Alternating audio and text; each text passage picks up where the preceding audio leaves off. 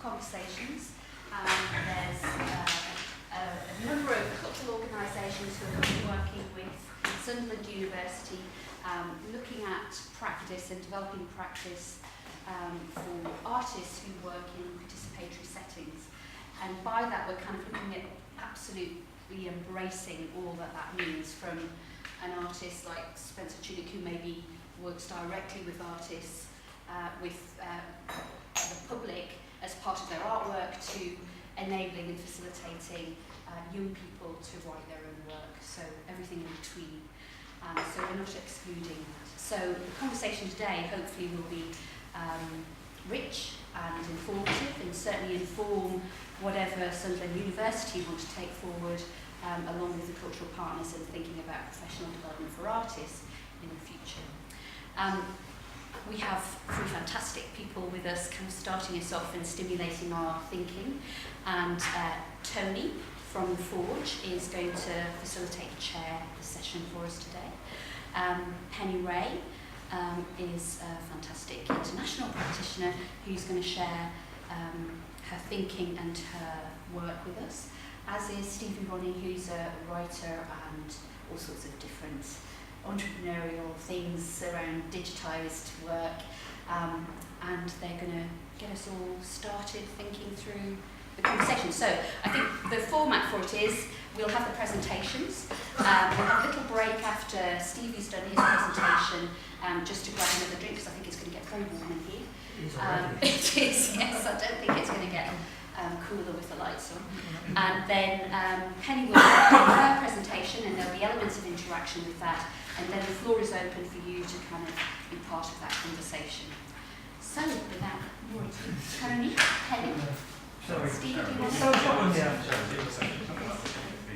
Oh yes, we'll all have had this on your invites, but it is being filmed today, and the idea for that is that it's an open learning resource, so it is something that we can all access and use in the future as a resource to really, I think Toby kind of mentioned something when he did something similar with Helix, in that he was part of the conversation, and actually it wasn't until he looked back at the film that he realised he'd missed so much of that rich conversation that took place. So there was a phenomenal amount of learning that happened afterwards, and that learning resource will be part of a package of, I think there are 6 conversations that will be happening.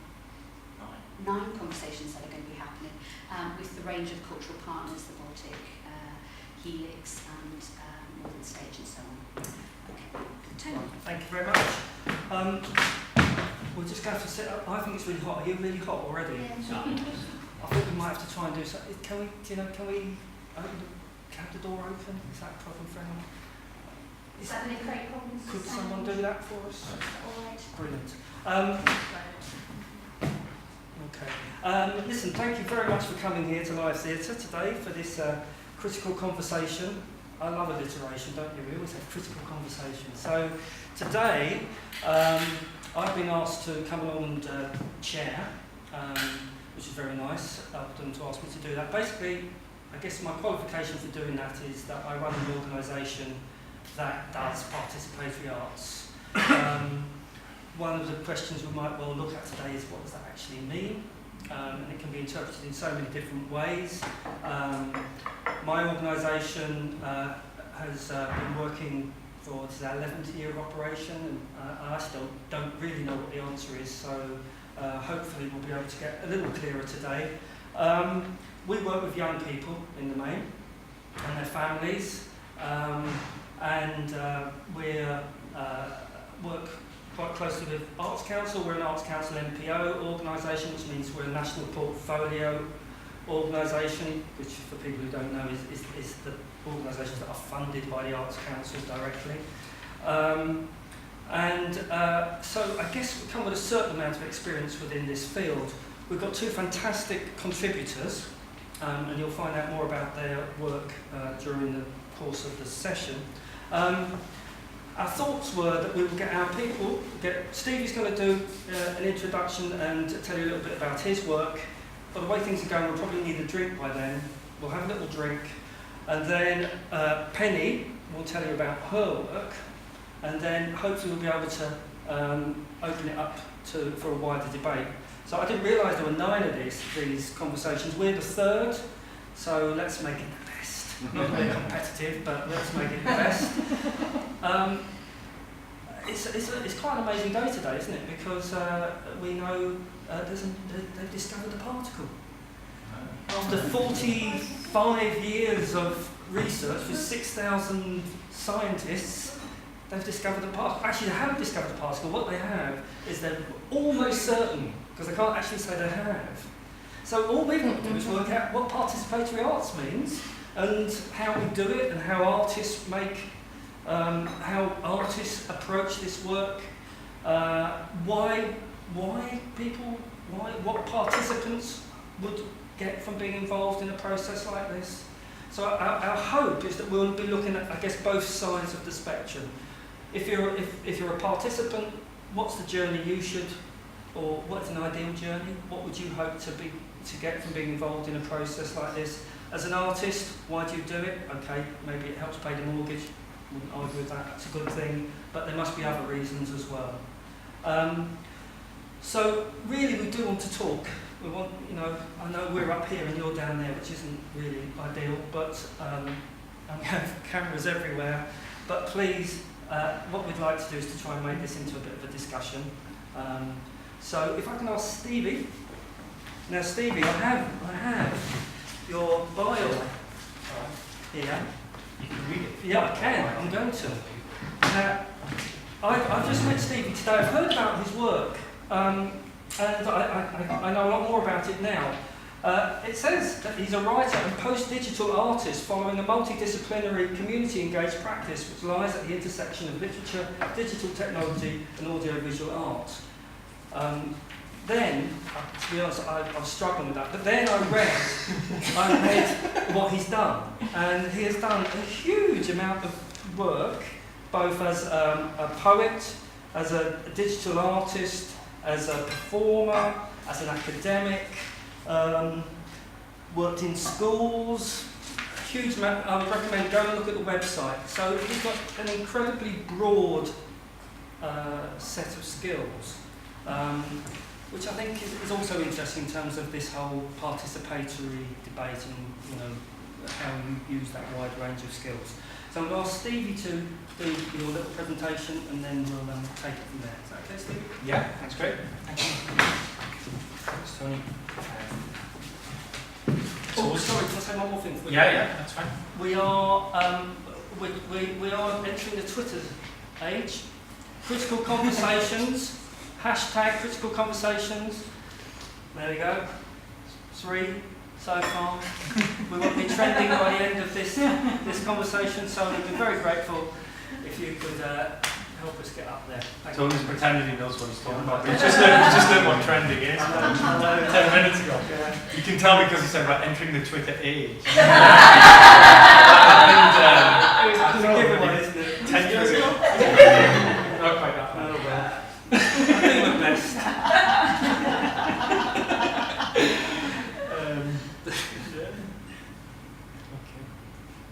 So yeah, it's always difficult trying to describe what you do in a paragraph as a bio.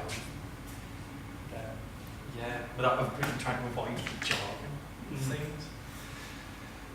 Most of what I do, I try and it might be complicated when I talk about it, but I try and make it as simple as possible. So most of my practice is rooted in poetry, which is about pressing things down for their essential qualities and making them as simple as they can be. But when I talk about them, they sound incredibly complicated, but I think simple things always are incredibly complicated behind them. And the other thing I wanted to say before I start is that I have a vision of shoving a load of artists into a collider, zooming them around until they explode, and then we can discover what they're made of. How they work. Maybe it's not a good idea. Yeah, so what I'm going to talk about is first of all, I'm going to talk about a little bit about in general what I do, because it was so complicated, just unpack that a little bit for you. And then I'm going to look at examples of my practice through the lens of some questions which are central to the critical conversations debate.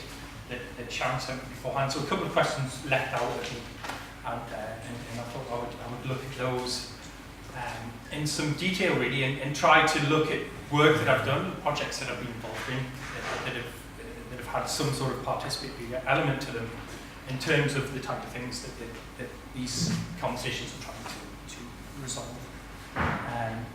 So yeah, this is the longer version of what I do. So really the work that I do cuts across all of these different types of things. There's a list up there that scares me sometimes when I think about it. But basically, it's probably easier to explain how I ended up doing what I do. I studied computer science when I left school. I was a computer scientist, which involved writing programs for computers that made car engines, or also that's all right. Yeah, then I worked for years in the gambling industry, making virtual roulette machines. Always when I worked with software and people and programs and stuff, I was always working at the interface between humans and machines. So I've always been interested in that, what happens between a human and a machine and so on. When I was a teenager, whenever I felt bad about something, I used to write it down in a diary, as you do, or as I did anyway. I didn't really think much of it. I just wrote in this diary every time I didn't understand something. I felt if I wrote it down, it made me feel better. I understood it better. And then sort of about 10 years ago, I decided to join. Just over 10 years ago, I decided to join a creative writing group in my local comprehensive school, because I thought that would be a fun thing to do after work. And so I went along and started. I took some of this writing that I'd been making, and I met a wonderful tutor there, who's called Joan Johnson, really supportive, amazing woman, probably the best person a beginning writer could meet. And she looked at my work and she said, "Oh, what you're writing is poetry." And I thought, "Oh, well, maybe it is, because it's sort of in lines." It was all terrible, of course, as well. And just from there, I started writing more, and I took it seriously, and I ended up going back to university and did a postgrad degree in creative writing. And eventually sort of started to publish work and to get work as a writer in various different settings. And when that happened, I decided that when I left my normal job, I decided I never wanted to see a computer again. I didn't want anything to do with them, because I hate things, I hate programming them, I hate dealing with them.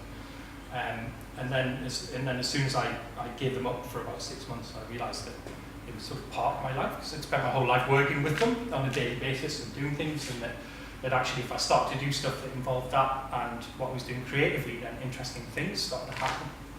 So I started doing that and looking at what can happen to literature when you combine it with technology, and then it started to become something else that maybe wasn't writing, and other people started to call it art, so I said, "Oh, that's what I do," and then I branched out and started doing lots of other things, which are all listed here in some way, and that's, yeah, so I do lots of things: technology, literature, art, in various different settings. So I present my work in books,